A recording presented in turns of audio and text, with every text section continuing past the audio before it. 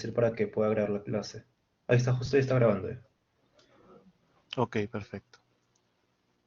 Entonces continuamos. Gracias, doctor. Gracias a ustedes.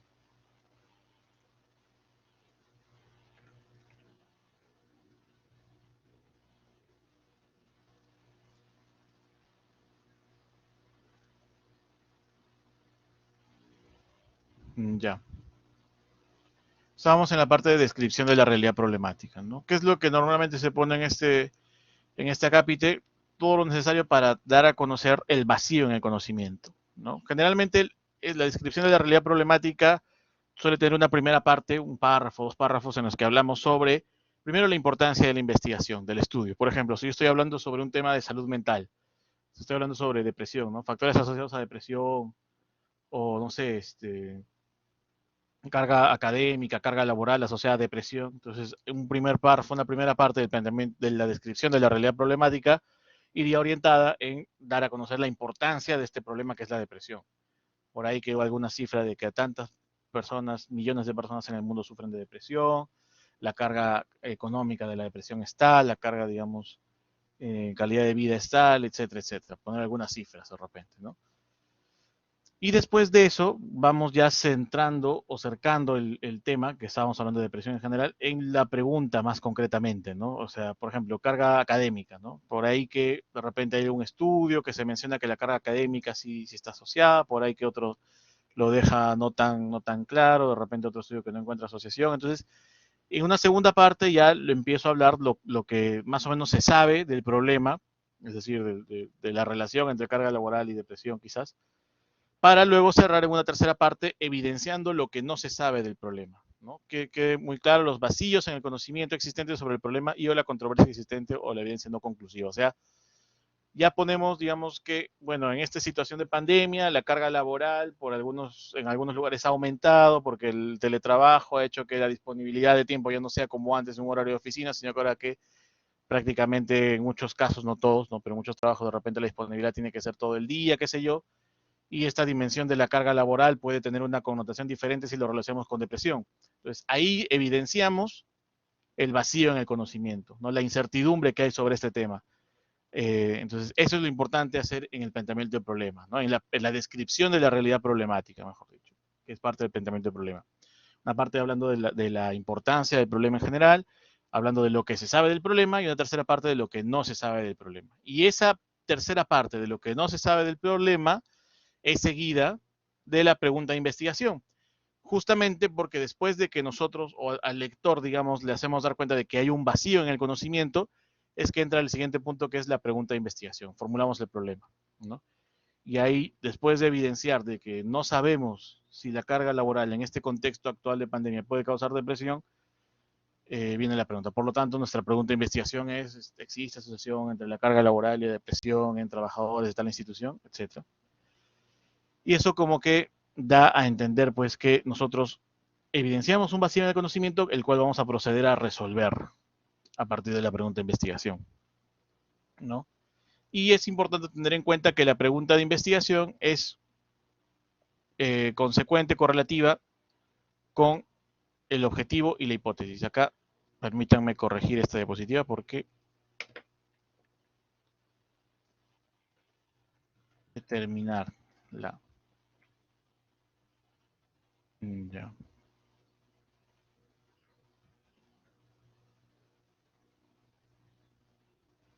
Por ejemplo, la pregunta de investigación podría ser, ¿existe asociación entre el consumo de alcohol y la ideación suicida en adolescentes de una comunidad nativa peruana en el 2020? Es correlativo con el objetivo, que sería determinar la asociación entre el consumo de alcohol y la ideación suicida. El objetivo va de forma imperativa, ¿no? Con un verbo infinitivo. Y la hipótesis sería la respuesta a esta pregunta de investigación. ¿Existe asociación entre el consumo de alcohol y la ideación suicida en adolescentes, tal, ¿no? Esto se va a evidenciar más claramente en la matriz de consistencia, ¿no? Que vamos a ver como anexo del proyecto, del protocolo. Luego viene lo que es la línea de investigación. Aquí muy importante, esto ya se habló, especificar las dos líneas, ¿no? La línea de investigación de la URP, cómo encaja el tema, el problema de investigación dentro de las líneas de investigación de la URP, según el acuerdo de Consejo Universitario. y cómo encaja dentro de las prioridades de investigación del Instituto Nacional de Salud, ¿no? Procurar que nuestras investigaciones tengan que ver con estas prioridades de investigación, porque entendemos pues que son los temas, los problemas de salud que más afectan a la población y que más hace falta investigar. El objetivo, ¿no? Como les mencioné, debe explicitar lo que se espera lograr en términos de conocimiento. Hubieron casos alguna vez de que, por ejemplo, alguien ponía como objetivo disminuir la prevalencia de anemia en tal región. Eso puede ser un objetivo que puede responder a de repente un plan, una intervención, ¿no? Algún plan estratégico, qué sé yo, ¿no? De repente como parte de los objetivos de las instituciones de salud, pero no responde a un objetivo en términos de conocimiento, o sea, lograr un conocimiento nuevo. Los objetivos deben responder a lograr un conocimiento nuevo. Si alguien, por ejemplo, se propone el objetivo de disminuir la prevalencia de anemia en tal región, en términos de conocimiento, ¿qué objetivo podría desprenderse? De repente, si va a aplicar un programa de reducción de anemia, puede evaluar qué tanto funciona el programa, ¿no? Hacer una medición pre y post de cuánto baja la anemia después de haber aplicado el programa. Y ahí probablemente sí se pueda hacer un trabajo de investigación en ese sentido, ¿no? En el que el objetivo va a responder una pregunta y va a generar conocimientos, ¿no? Los objetivos específicos son la descomposición y secuencia lógica del objetivo general. Por ejemplo, hay varias formas de hacerlo, sobre todo si tenemos alguna variable compleja en el objetivo general. Por ejemplo, que yo quiero ver salud mental, como carga laboral y salud mental. Y dentro de salud mental hay 3 variables que lo componen, ¿no? La dimensión de salud mental, que puede ser depresión, ansiedad y estrés. Entonces, yo quiero ver la asociación como objetivo general entre carga laboral y salud mental. Los objetivos específicos sería la descomposición de este objetivo general a partir de su variable de salud mental, que podría ser un objetivo específico, la asociación entre carga laboral y depresión, carga laboral y ansiedad, carga laboral y estrés, por ejemplo, ¿no? Otra opción también es cuando yo tengo un estudio analítico, el análisis normalmente, por ejemplo, si yo quiero ver la depresión de acuerdo a el programa, digamos, o la carrera universitaria, por ejemplo, ¿no? El porcentaje de depresión según carrera universitaria. Yo para hacer ese análisis, para hacer un estudio analítico de esa forma, siendo la depresión una variable cualitativa, lo que compararía sería el porcentaje de depresión en una facultad frente al porcentaje de depresión en otra facultad. Entonces, parte de los objetivos específicos podrían ser, primero, hallar el porcentaje de depresión en un grupo y hallar el porcentaje de depresión en otro grupo, ¿no? Y el objetivo general sería comparar esos dos porcentajes, planteando la forma de asociación entre la carrera universitaria y la variable de depresión, ¿no? Esto igual depende también mucho de cómo estoy planteando el objetivo general, ¿no?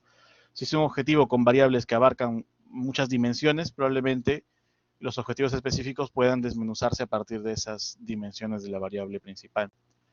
Luego tenemos lo que es la justificación. Esta es una de las partes más importantes del proyecto porque en realidad nos dice qué tan necesario es hacerlo, ¿no? Qué sentido tiene hacer el proyecto, especialmente si es que ustedes quieren buscar algún financiamiento, ¿no? Probablemente si lo van a autofinanciar, no es que no sea importante, sino que tiene que ser importante para ustedes y obviamente tiene que calzar con las líneas de investigación y las prioridades de investigación. Pero sí es una parte en la que yo les sugeriría que le pongan algo más de énfasis porque cuando estamos pensando que esto va a ser también pues su proyecto, que eventualmente puede ser su tesis, muchos jurados le toman importancia a esta parte, ¿no? ¿Por qué estás haciendo el trabajo? O sea, ¿cuál es la razón de hacer el trabajo? ¿Por qué quieres hacer el estudio? ¿Por qué estás estudiando esto y no otra cosa, por ejemplo, ¿no? Entonces, en la justificación debemos poner lo suficiente para que responda a la necesidad de realizar la investigación, ¿no? ¿Por qué se está realizando la investigación? El tipo de conocimiento a obtener y qué finalidad se persigue o sea, para qué pueden servir, ¿no? En términos de aplicación, para qué se pueden aplicar esos resultados. El tipo de conocimiento que va a brindar el estudio, la finalidad que se persigue con estos conocimientos que se van a generar y quiénes van a beneficiarse, ¿no? Para qué van a servir los resultados y quiénes van a beneficiarse. Podríamos dividir, digamos, la parte de justificación en estos dos apartados, ¿no? Generales. Uno es resaltar la importancia de la investigación, por qué se realiza la investigación. Por ejemplo, si yo estoy viendo un tema de tuberculosis, porque, y quiero justificarlo, es más o menos sencillo porque todos sabemos que el tema de tuberculosis es un problema que es muy importante en el Perú. Hace años que venimos luchando, somos uno de los países con mayores tasas de tuberculosis en todo el mundo. Es una enfermedad pues, que tiene un impacto no solamente sobre la salud y la calidad de vida de la persona, sino también sobre el tema laboral. Los puede dar de baja por meses, ¿no? Hasta años. Y pues es una enfermedad que su control requiere mucho esfuerzo por parte de todos, ¿no? Entonces, justificar, digamos, que estoy haciendo un trabajo sobre tuberculosis podría ir en ese sentido. Y además calza fácilmente con las prioridades de investigación, calza fácilmente con las líneas de investigación, ¿no? Quizás ahí tenemos la información más a la mano para justificar por qué estamos trabajando tuberculosis, ¿no? Obviamente la justificación no va solamente en temas general de tema tuberculosis y ya. Si yo quiero ver, por ejemplo, factores asociados a, no sé, pues abandono en el tratamiento de pacientes con tuberculosis MDR, tengo que justificar por qué estoy también trabajando el tema de abandono, la variable abandono. Y ahí pues puedo decir que el abandono pues genera mayores tasas de recaídas, puede generar eh, mayor contagio incluso de casos de tuberculosis no MDR puede generar casos de tuberculosis MDR, ¿no? Entonces, ¿por qué la variable concretamente, no? Y así justificar, digamos, en esta primera parte, unos cuantos párrafos creo yo que serían necesarios para indicar por qué es importante el tema y las variables que estoy tocando. Y en la segunda parte hablar ya de cuáles van a ser los resultados y para qué van a servir, ¿no? Si yo, por ejemplo, veo que las personas que abandonan el tratamiento de tuberculosis son aquellas que tienen de repente un nivel socioeconómico bajo. Entonces, ¿esto para qué me va a servir? Puede servir de repente para que en los centros de salud se preste mayor cuidado, mayor atención a aquellos pacientes con un nivel socioeconómico más bajo, porque ellos podrían estar en mayor riesgo de abandono del tratamiento, ¿no? Y esto podría beneficiar a estas personas. Entonces, en esa segunda parte, en la justificación, siempre hablamos de qué es lo que esperamos encontrar, qué es lo que esperamos responder y para qué van a servir los resultados que voy a encontrar. Bueno, en mi grupo, a mí me gusta hacer un ejercicio, es como que, a ver, por ejemplo, se está haciendo este trabajo en un centro de salud. Entonces, ¿cómo podría yo poner esta segunda parte de para qué pueden servir los resultados? Ponernos de repente en situación, ¿no? Yo soy el director del centro de salud, soy el jefe del centro de salud, jefe del hospital, y me llegan unos resultados con el objetivo que yo estoy planteando hacer, ¿no? Entonces, ¿qué cosa? Y me dicen, doctor, mire, ha llegado tal tesis, los resultados de tal tesis que dice que las personas con nivel socioeconómico bajo están en mayor riesgo de abandono al tratamiento. ¿Qué sugiere que hagamos? Y ahí nosotros podríamos pensar, ¿qué se puede hacer con estos resultados para beneficiar a la población? ¿Qué cosa es lo que haría el director? Eso es lo que quizás nosotros podríamos plantear poner en la parte de justificación del estudio, ¿no? Porque siempre solemos poner, estos resultados servirán para mejorar el tratamiento, así en general, ¿no? Pero eso, mejorar el tratamiento es una indicación una recomendación que cualquiera podría dar sin necesidad de hacer el estudio, ¿no? Hay que decir concretamente qué cosas que dice el estudio o que podría decir el estudio, porque es un proyecto, podrían servir para qué acciones de manera un poco más concreta, ¿no? Bien. Y por último, lo que es delimitación y viabilidad. Lo que es delimitación, bueno, no es más que la delimitación en espacio y tiempo del trabajo. Si yo voy a hacer, por ejemplo, ese trabajo en un Centro de Salud San Juan de la Libertad, ubicado en el distrito de Cajaruro, en la provincia de Cubamba, en el departamento de Amazonas, durante el año 2022, durante los meses tal de 2022, ¿no? Ojo, no confundir con limitaciones. Esto pasa mucho que a veces en un proyecto o en un modelo se encuentra la palabra delimitación y en otro se encuentra limitaciones, ¿no? Y uno piensa que de repente son equivalentes. No. Ahora, pueden ustedes poner un punto extra de limitaciones en el que podrían exponer los potenciales problemas de validez interna que pone el estudio. Por ejemplo, si yo hago una encuesta sobre un tema, no sé, pues sobre el rendimiento académico, por ejemplo, es probable que no todos respondan con la mayor sinceridad por tema de aceptabilidad social, deseabilidad social, qué sé yo. Entonces ahí lo puedo poner como una potencial limitación. Una limitación que puede ser potencial sesgo de información debido a que se está apelando pues al conocimiento autorreportado que puede sesgarse por este lado, ¿no? Por la deseabilidad social. Eso es limitaciones. Que todas las investigaciones tienen limitaciones, ¿no? Ninguna investigación es ideal, ¿no? Siempre todo trabajo tiene sus limitaciones. Lo importante es que el investigador, o sea, ustedes, lo puedan identificar y poner. Pero eso iría en el acápite de limitaciones. Luego tenemos lo que es la viabilidad. En la parte de viabilidad lo que hay que poner es toda la información necesaria que nos demuestra que el estudio es factible de hacer. Por ejemplo, si yo quiero recoger historias clínicas, tengo que poner que voy a contactarme con el jefe del hospital y que hay posibilidad o el hospital permite la realización de trabajos de investigación a partir de la recolección de historias clínicas, ¿no? Si quiero hacerlo en una encuesta, por ejemplo, en estudiantes de medicina, tengo que poner que la universidad permite realizar este tipo de trabajos, que nosotros tenemos la posibilidad de contactar a las autoridades vía solicitud de permiso formal para hacer la investigación, o de cualquier otra institución que se pueda hacer. No solo la viabilidad, digamos, institucional, que den los permisos y todo, sino también la viabilidad logística, ¿no? Por ejemplo, si yo quiero hacer un trabajo en 3.000 historias clínicas, no creo que me puedan demostrar que es viable para ustedes, ¿no? A pesar de que por ahí le digan, sí, vamos a recoger 3.000. Hay que ver bien también esa parte en lo que es viabilidad, ¿no? La posibilidad logística de tiempo y financiera también, ¿no? Que puede significar realizar la investigación. Después pasamos a lo que es el marco teórico. En el marco teórico hay 3 puntos importantes. Uno que son los antecedentes, el otro que son las bases teóricas y el otro que son las hipótesis. Los antecedentes, aquí también suele haber algún poco de confusión porque los antecedentes suelen ser estudios previos que tengan un objetivo similar al nuestro. ¿Y por qué digo que puede haber confusión? Porque a veces queremos encontrar estudios que midan exactamente lo mismo y no necesariamente es así. Si encontrara un montón de estudios que han medido exactamente lo mismo que yo estoy midiendo, a lo mejor mi trabajo de investigación no es tan novedoso y a lo mejor debería revisarlo y de repente plantear otro que sea un poco más novedoso o que aporte algo más. Lo normal es que no encontremos muchos.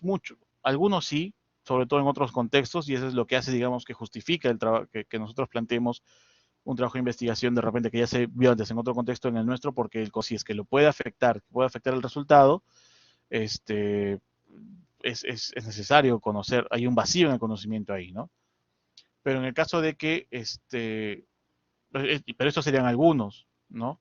Puede que ustedes, bueno, digamos que les exigen 15 antecedentes y solo encuentran 5. ¿Qué pasa? ¿Que cambian de tema de investigación porque ya no hay antecedentes? No les recomendaría eso. Porque los antecedentes tienen que ser objetivos similares al que nosotros vamos a hacer. Por ejemplo, si uno quiere ver salud mental, ¿no? Depresión, ansiedad y estrés, en el contexto de carga laboral, por ejemplo, y encuentro antecedentes que ven carga laboral y con síndrome de burnout, que ven carga laboral con, no sé, pues otro problema de salud mental, son temas que también están relacionados, a pesar de que no están midiendo la misma variable que nosotros, pero son variables que pueden estar relacionadas, entonces también puede servir de antecedentes. Ojo, priorizando también los que estén más relacionados al tema. Y otra cosa es que son estudios previos, estudios originales, ¿no? Artículos originales, estudios que presentan resultados nuevos. No recomiendo yo mucho aquí poner artículos de revisión, a menos que sean de repente revisión sistemática con metaanálisis, porque eso también, los que tienen metaanálisis presentan resultados nuevos, ¿no? Pero artículos de revisión narrativa, por ejemplo, me pueden ser útiles para encontrar más bien estudios originales, pero no creo que sea conveniente ponerlos en lo que es un antecedente de investigación. Ojo, sí, un artículo de revisión narrativa sobre el tema me puede servir mucho para plantear las bases teóricas, ¿no? Porque ahí es justamente donde, ahí y en fuentes de libros, de texto de repente, donde puedo encontrar la información necesaria para las bases teóricas. Pero para lo que son antecedentes, les recomiendo estudios originales, ¿no? Que presenten resultados nuevos. Y se suele dividir a nivel nacional e internacional. Ahora, puede que en algunos casos su tema sea tan novedoso que a nivel nacional no hayan estudios, muchos, solo hay a nivel internacional. Bueno, pongan lo que encuentren, pues, ¿no? Al final, y a nivel nacional de repente los más cercanos, ¿no? Pero al final eso nos va a poder ayudar a ubicarnos dentro del estado del arte del tema que ustedes van a realizar y poder ponderar y contextualizar los resultados en ese sentido. Otra cosa importante es que yo también les recomiendo mucho, en la parte de antecedentes, trabajar de preferencia con artículos de investigación publicados en revistas. Pueden usar también tesis como antecedentes, otras tesis como antecedentes, sobre todo si es que no hay estudios de investigación publicados en revistas científicas. ¿Y por qué preferimos, o al menos yo les recomendaría, que prioricen lo que son artículos en vez de las tesis? Porque los artículos de investigación se entiende que pasan un filtro que las tesis no pasan, que es la revisión por pares.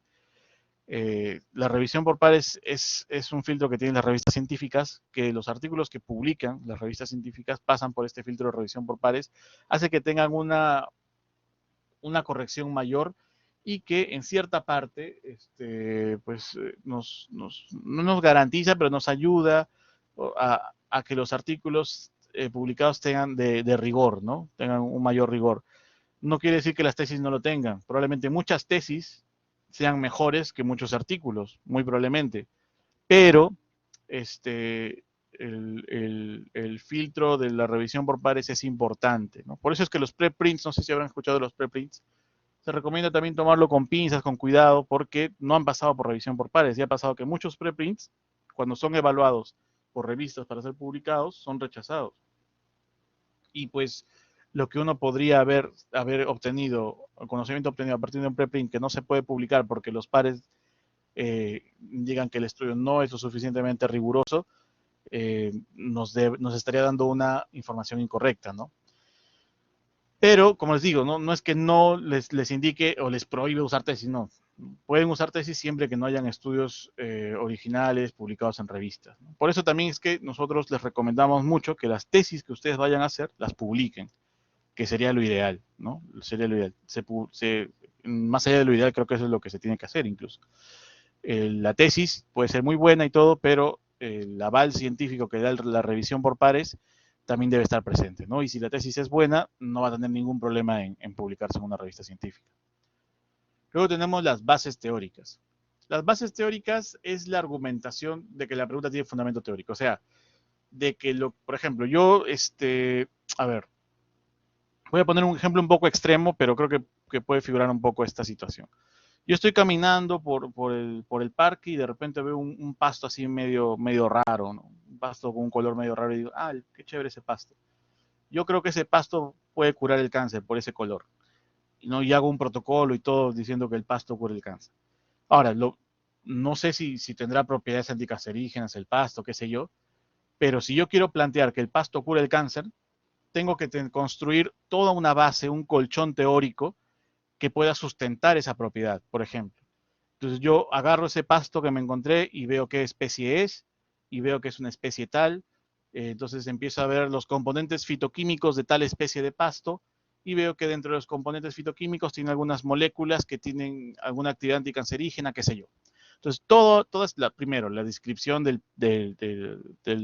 la especie de pasto, la composición fitoquímica del pasto, las propiedades farmacológicas de cada uno de los componentes fitoquímicos de esa especie de pasto, las propiedades anticancerígenas, el tipo de cáncer, la descripción de la sintomatología, la clínica del tipo de cáncer al cual quiere estudiar. Todo eso iría en lo que son las bases teóricas, ¿no? ¿Y por qué es importante hacerlo? Porque eso nos va a dar, como les digo, el fundamento teórico, el colchón argumentativo, que le dé evidencia a la pregunta de investigación y a la hipótesis que estoy planteando, ¿no? Y por consiguiente requiere una exhaustiva revisión bibliográfica. Es importante que nosotros hagamos unas buenas bases teóricas, porque, bueno, esto quizás en algunos casos ustedes pensarán, bueno, bases teóricas es agarrar el libro y ya, ¿no? Pero hay que tratar de centrarlas en la pregunta, en el tema. Por ejemplo, este ejemplo del pasto que les dije, yo no pondría, por ejemplo, enfermedades inflamatorias, ¿no? ¿Por qué? Porque no tiene que ver con el problema que estoy viendo. Yo quiero ver efectos anticancerígenos de cierta especie de pasto, no quiero ver propiedades antiinflamatorias.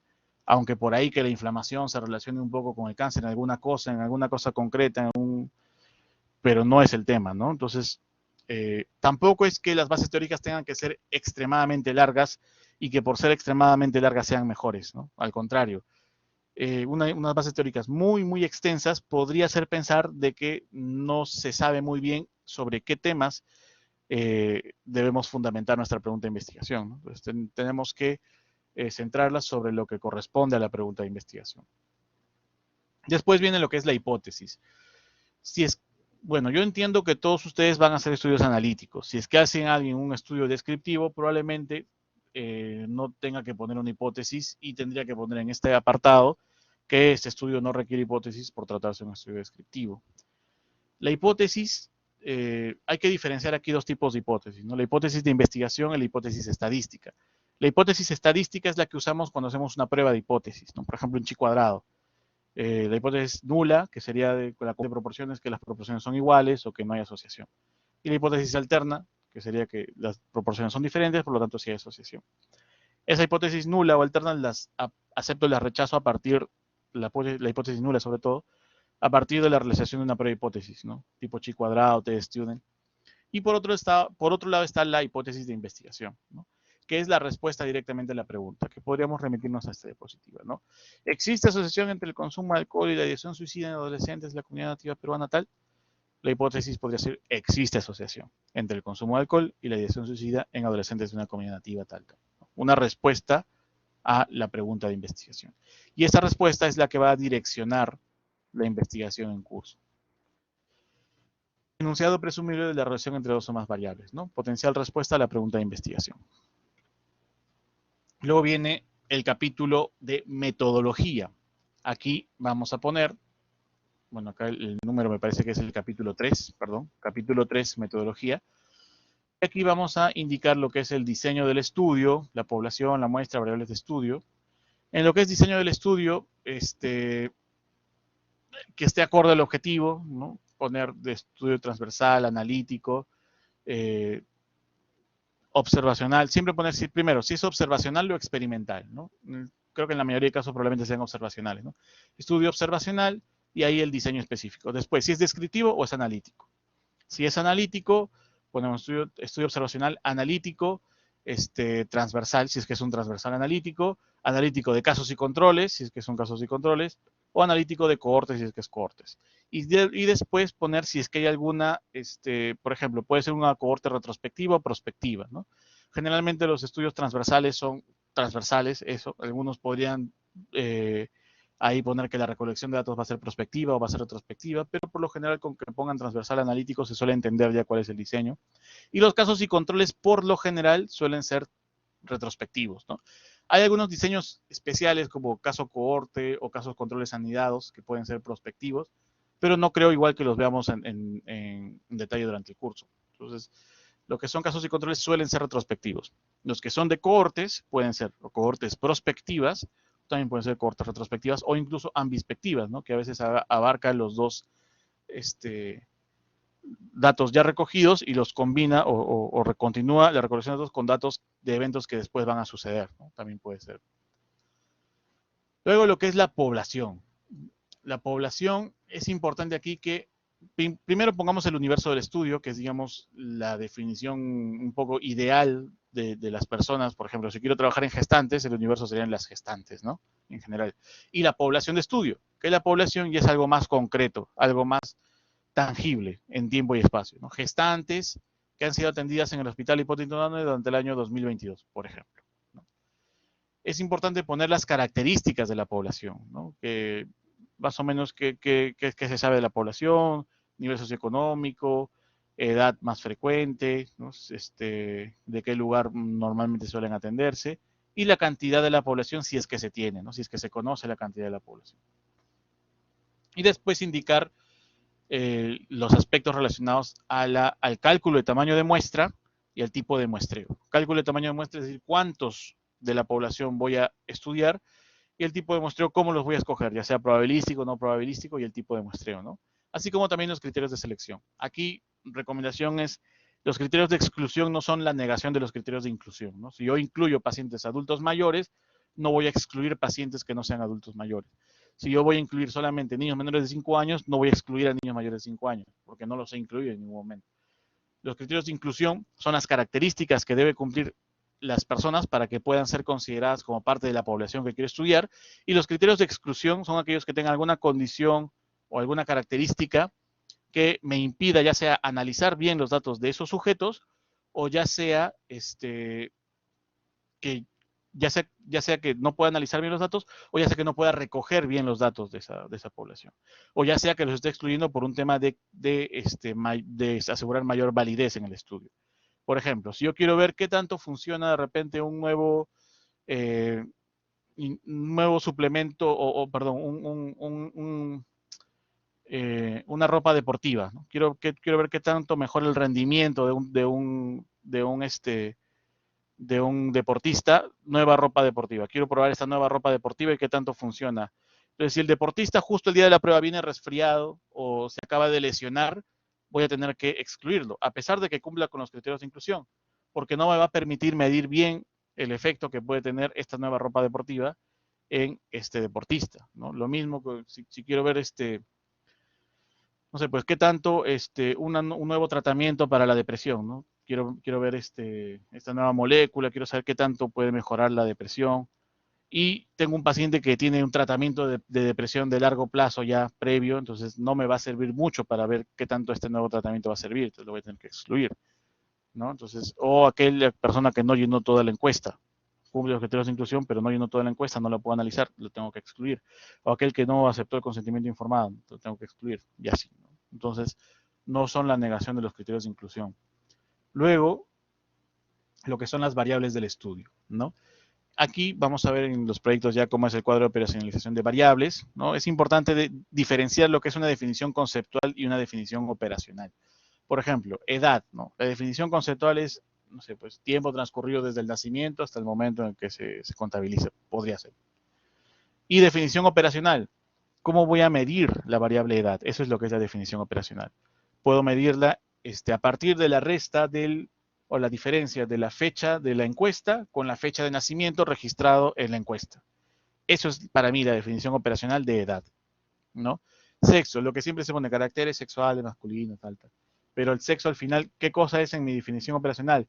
Sexo indicado por el paciente en la encuesta, o sexo que figura en la historia clínica, o sexo que figura en el DNI, etcétera, ¿no? De acuerdo a cómo yo lo voy a medir. La definición operacional es cómo yo voy a medir esa variable. Bien, lo que es luego técnicas e instrumentos de recolección de datos, ¿no? Acá la técnica, aquí hay que describir dos cosas. Primero la técnica, que los que hacen encuestas, la técnica se suele llamar encuesta, ¿no? Puede ser encuesta virtual. Los que trabajan con historias clínicas, la técnica se suele llamar documentación, ¿no? Es decir, la búsqueda de registros, ya sea historias clínicas, reportes operatorios, fichas epidemiológicas, etcétera, ¿no? Cualquier otro documento en el cual ya estén consignados los datos, pero yo los voy a recuperar a partir de esos documentos. Eso es la documentación. Hay otras técnicas como por ejemplo las entrevistas, dinámicas de grupos focales, análisis de contenido, observación no practicante. Bueno, estos últimos suelen ser más relacionados a investigaciones cualitativas, pero que por lo mismo no suelen ser usados, pero igual, si es que en caso alguien usara uno, lo tiene que describir aquí, ¿no? Luego los instrumentos, ¿no? El instrumento para la encuesta suele ser un cuestionario, a veces también se le puede llamar encuesta. Para la documentación suele ser la ficha de recolección de datos. Ahora, estas fichas de recolección de datos no siempre es física, ¿no? También puede ser virtual. La encuesta también puede ser virtual, entonces eso hay que describir también, ¿no? Indicar si es física, virtual o con la forma que sea, ¿no? Y cuando se apliquen procedimientos, técnicas o instrumentos estandarizados, validados o documentados en la literatura. Por ejemplo, si yo uso un tipo de recolección de datos, digamos que ya se está especificado, ya está estandarizado, tengo que describirlo y reportarlo. Si uso un instrumento que ha sido ya validado en otro estudio, o que estoy agarrando un instrumento validado de otra tesis o de otra fuente, tengo que especificar, ¿no? Que es un instrumento validado en tal otra fuente e indicar con una referencia bibliográfica de dónde procede dicho instrumento. Luego hay un acápite que algunos proyectos he visto que lo ponen y otros he visto que no lo ponen, ¿no? Yo igual les recomiendo ponerlo, no estaría de más, que es el de procedimientos. En técnicas e instrumentos de recolección de datos se suele poner la técnica y el instrumento, especificarlo y hablar de él, digamos.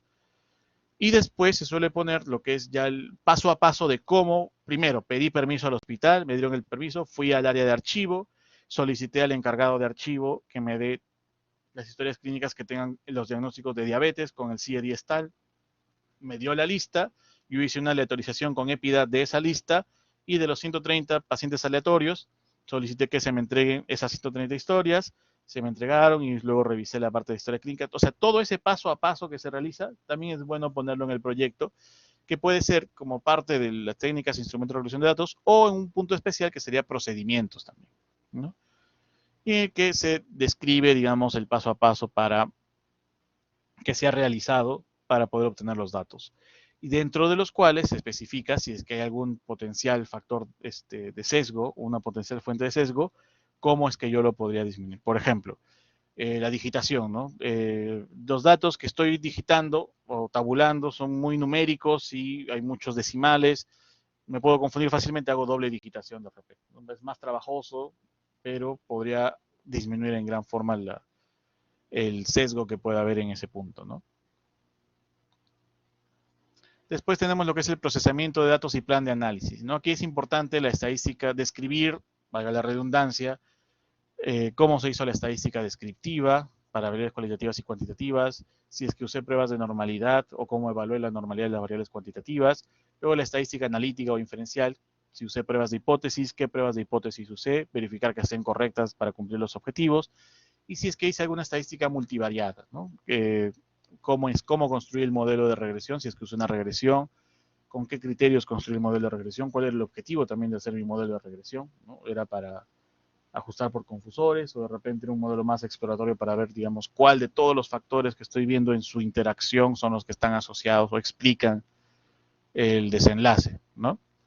Y también, por ejemplo, en algunos casos, si es que tengo muchos datos perdidos en una variable, explicar qué cosa voy a hacer, ¿no? Voy a excluir la variable, voy a hacer imputación de datos, voy a ver de que tengo, no sé, pues pocas, fijar un límite, de repente 20%. Si tengo no más del 20% de datos perdidos, puedo conservar la variable, ¿no? Entonces, todo eso se debería poner en lo que es acá el plan de análisis, ¿no?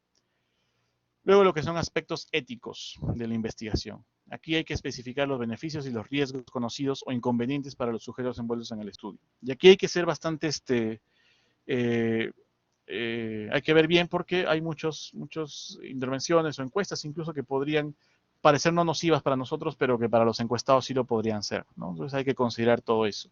Importante que si es que, bueno, si voy a trabajar con consentimiento informado, hay que indicarlo. Eh, cómo voy a mantener la confidencialidad de la información, eso también es muy importante indicarlo.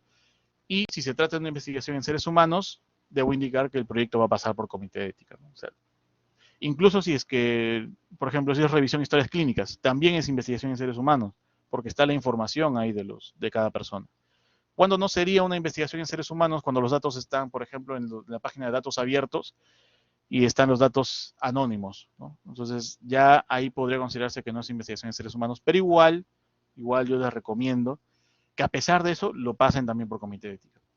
¿Por qué? Porque muchas veces no es nuestro criterio el que debe mandar cuando yo digo que eso no es una investigación en seres humanos o que esto es o no es perjudicial potencialmente para el participante o que puede no traer ningún problema para el participante, ¿no? Pues yo puedo decir, pero esto es una encuesta nada más, ¿no?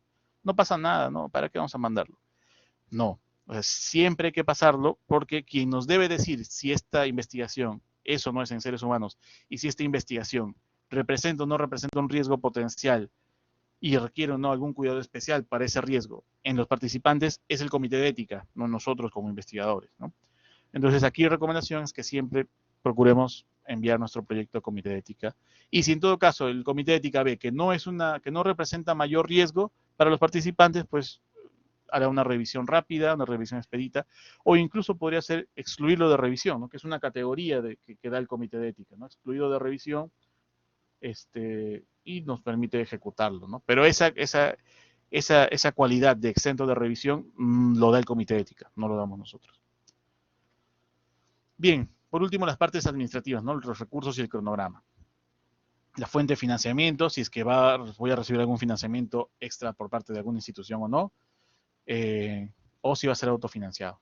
Los recursos humanos y materiales, lo que voy a necesitar para ejecutar la investigación, y un cronograma, digamos, de todas las actividades que voy a realizar, ¿no? Bueno, lo que son las matrices y los anexos los vamos a ver en el proyecto como tal. No sé si todavía tenemos tiempo para eso, que son 5 y 7. ¿Hasta qué hora tenemos tiempo, doctor? Disculpe. Hasta las 5:10, doctor. Después es hora práctica. Ok, entonces de manera muy rápida vamos a ver un proyecto nada más, entonces, para no perder mucho tiempo.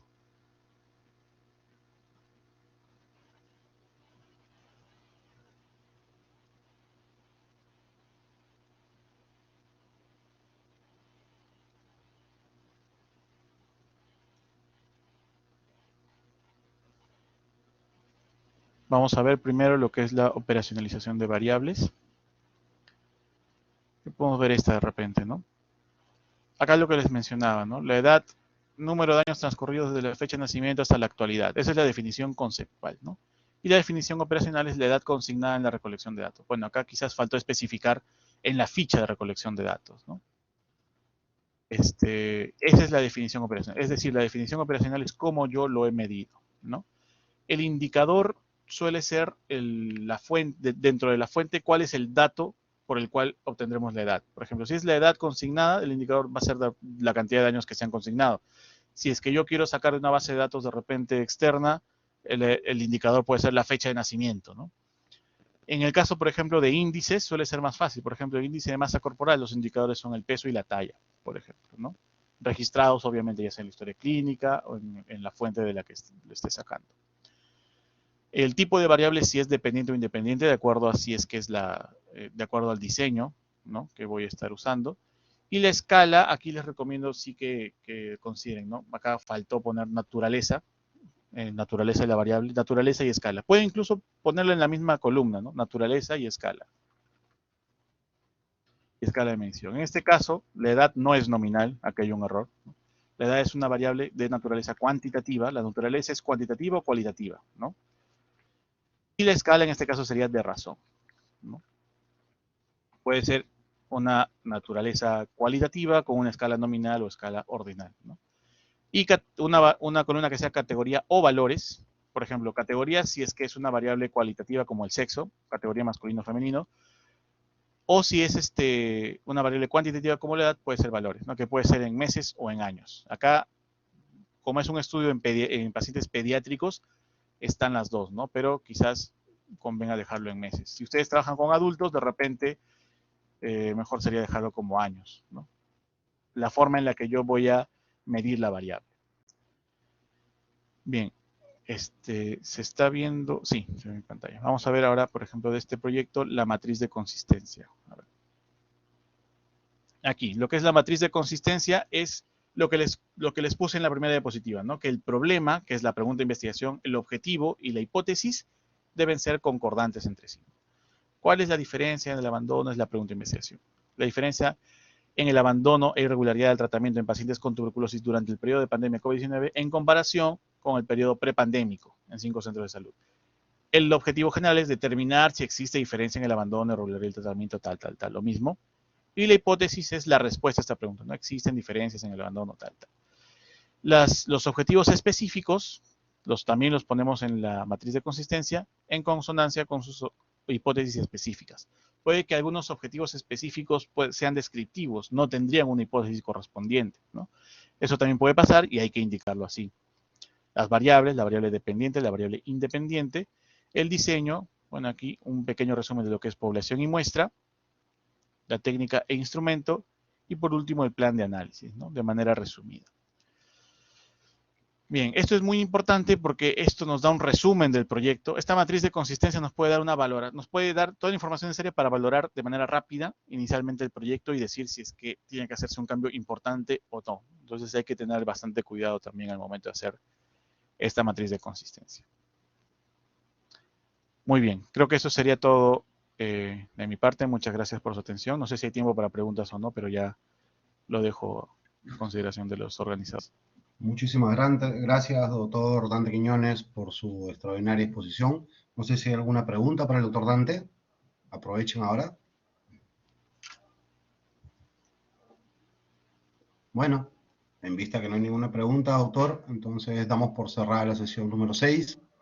Por favor, vayan los alumnos a sus respectivos grupos de práctica. Muy buenas noches y muchísimas gracias, doctor Dante. Gracias, doctor Iván. Gracias a todos por la atención. Gracias.